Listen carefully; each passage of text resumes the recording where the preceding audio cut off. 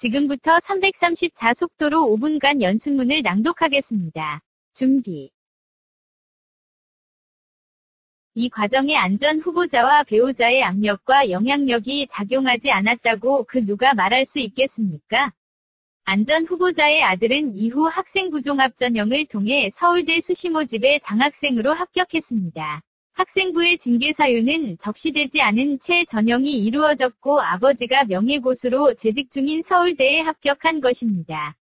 2016년 서울대 수시모집 경쟁률은 7.4 대 1이었습니다. 대한민국의 어떤 학생이 퇴학이 거론되는 중대한 학칙 위반을 저지른 학창시절을 보내고 서울대의 수시로 그것도 장학생으로 합격할 수 있었겠습니까? 안경환 전 후보자의 아들이라는 바로 그 사실이 그 답이 아닐는지요. 국민들께서는 지금 대한민국에서 가장 공정해야 할 학교와 학사관리를 뒤흔든 입시비리 의혹 고실업 사회 속에서의 취업비리 및 취업특혜 의혹에 주목하고 있습니다.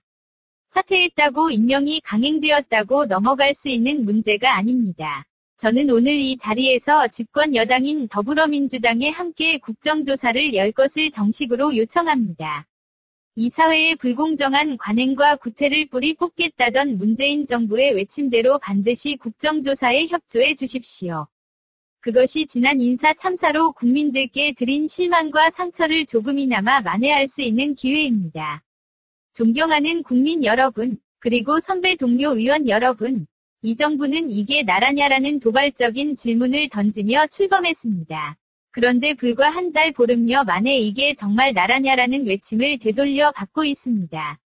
문재인 대통령이 하면 로맨스, 남이 하면 불륜이라는 물론 안뿌리라는 말이 시중에 화제가 되고 있습니다.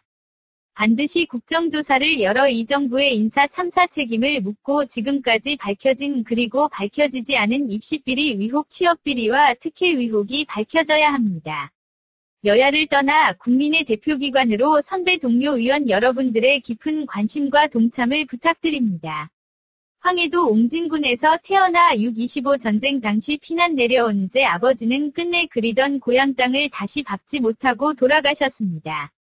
특히 고혈압 중풍과 치매기로 거의 말씀도 못하시면서도 저에게는 할머니가 되시는 북에 생존해 계실지 돌아가셨을지도 모르는 어머니를 엄마 계속 부르다 돌아가셨습니다. 저희 아버지처럼 실향민 1세대가 세상을 뜨면서 이미 지난해 2월 이상가족 찾기 신청자 13만 명 중 사망자가 생존자를 초과했으며 현재 살아 계신 분들의 62가 80세 이상이고 90세 이상도 19나대입니다. 이와 같은 이상가족 생존자의 고령화로 인해 이상가족 문제 해결이 더욱 시급한 실정입니다. 이러한 때에 존경하는 정세균 의장님께서 제위하신 85 남북 이상가족 상봉 촉구 결의안이 여야 사당의 합의로 오늘 본회의에서 통과된 것을 매우 기쁘게 생각합니다.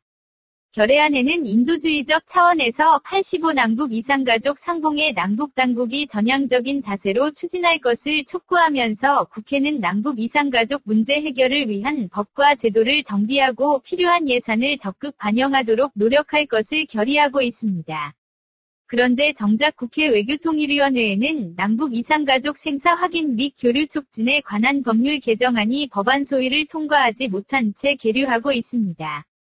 동법안은 남북 이상가족 문제에 대한 국민의 관심을 높이기 위해 매년 추석 전전일을 이상가족의 날로 정하고 이상가족의 아픔을 위로하고 통일의 당위성을 알리는 기념행사 등을 국가나 지자체가 하도록 하는 내용으로 바른정당을 비롯해 여야 사당 소속 의원 29분이 발의에 동참해 주셨습니다. 그러나 지난 3월 열린 국회 외교통일위원회 법안 소위에서 일부 의원님들의 반대로 논의가 진전되지 못한 채 계류 중에 있습니다. 이 법안은 제가 19대 국회에서도 발의하였으나 당시에도 현재 여당인 야당의 반대로 통과하지 못한 채 결국 19대 국회 임기 만료로 폐기되었습니다.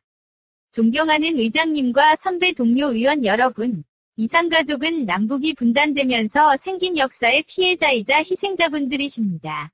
이분들의 아픔을 인도적이고 국가적인 차원에서 함께 공유할 수 있는 기념일이 아직도 없다는 것도 커다란 문제입니다. 이산가족의 날을 지정하여 이 날을 일회성 행사가 아닌 실질적인 이산가족 문제 해결의 장으로 운영하고 이를 통해 세대를 거듭할수록 잊혀져 가는 이산가족 문제에 대한 국민적 관심을 높이고 통일의 필요성을 일깨워야 합니다. 이산가족 문제만큼 분단의 아픔과 통일의 당위성을 보여주는 것도 없습니다. 존경하는 의장님과